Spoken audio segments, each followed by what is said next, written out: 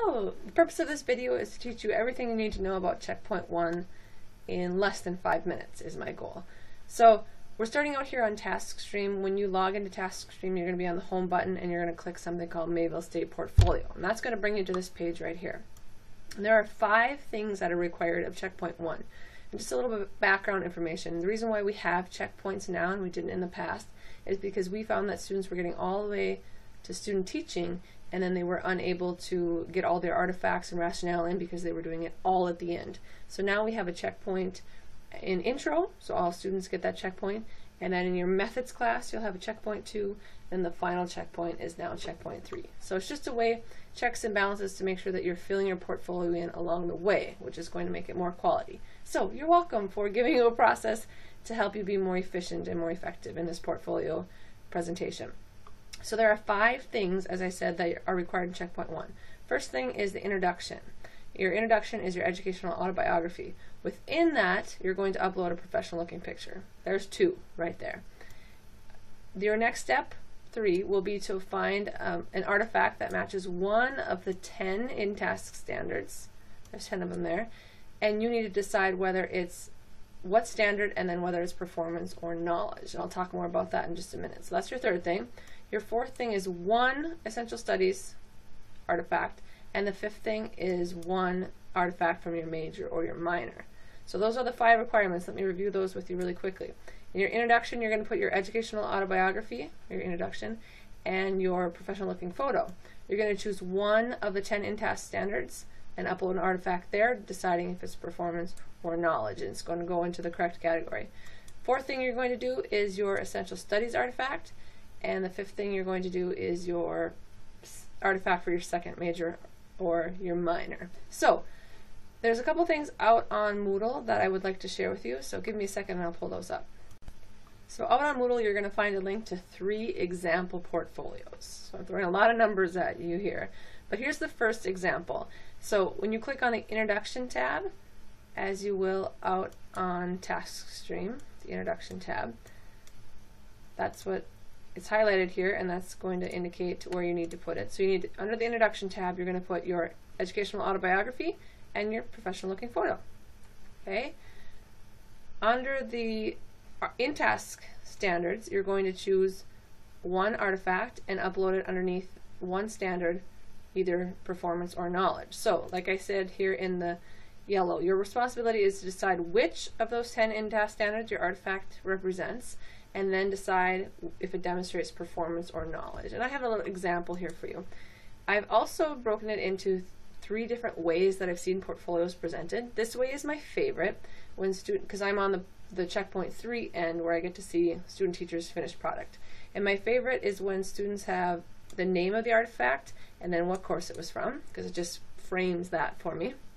They also include the standards that it hits, and this is only underneath the in-task standards. So they list the standards that are required, and then they write out the rationale. And obviously I have not included the whole rationale, but one of the most powerful things that students can do is refer to those theorists and those practical ideas. And when we assess you, we don't evaluate you only on what artifact you chose, but how you justify that. So that rationale is really, really important. So here's just an example of how one way to set up your artifacts and rationale. So the title, list your standards, remember this is only for in-task, and then write your rationale. So that's going to be underneath one of the 10 in-tasks. So that's one thing you're responsible for. You're also responsible for an essential studies artifact. So this is another way that students tend to write it. They just write a paragraph or 2 paragraphs. They don't put the name of the artifact or separate, they put it right in here. So here's the name of the paper, here's the name of the course. So they do include that, but they don't put it in bold or put it separated. Okay, and your essential studies will not have standards. So typically students write it like this. Regardless of which way you pick, just keep it consistent. So every section should have the same format. And I put here in bold and yellow so you pay attention to it. Eventually, at the end, you'll need 2 essential studies artifacts, and for checkpoint 1, you only need 1. But the tricky part is when you're in student teaching, you're like, oh, I didn't save any of those artifacts from my essential studies courses.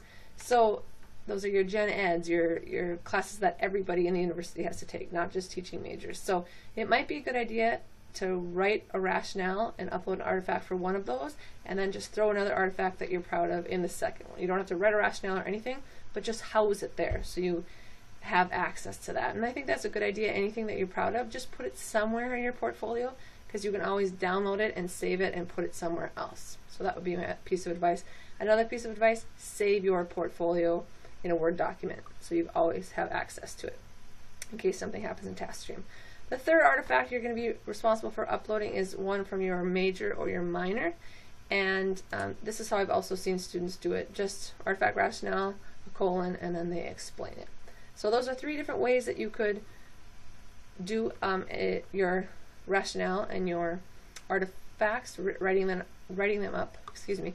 But this is my favorite way. I think this is the most concise, and of all the portfolios I reviewed, these are my favorite, the ones that do this. I have another example here, example number 2 out on Moodle. Just shows your picture, so that's 1. Your autobiography, 2. It has a standard for in-task. It's got the artifact, the attachment, the standards, and the rationale. So there's an example of a student who just did an outstanding job. I want to show you good work, so there's her example. There's an essential studies artifact. So what did she do for essential studies? She's got her attachment, and she's got the paragraph here. And there's the name of her attachment, or her artifact. It's not explicitly stated here, it's just in the attachment, so think about putting a title there for it. And then her second major or minor, which is for her early childhood class, or his early childhood class, uploaded this artifact and this rationale. So that's another example. And the third one is just an example that I found out on Google. So I Googled, we used to have live text portfolio, so I just Googled electronic portfolio. And this person has their name, their introduction, and then this is just kind of how they broke it up. So they put the name, number of the standard, their description, and then an analysis of what they learned, and then also how it demonstrates the competence. So this is just another way, very impressive if you can break it down into a couple different areas. So this is just how that person decided to organize their portfolio. So as I said, out on Moodle you've got 3 different ideas of how to organize it. I'm going to review one more time. You're in charge of your introduction, which is your educational autobiography and a professional looking photo.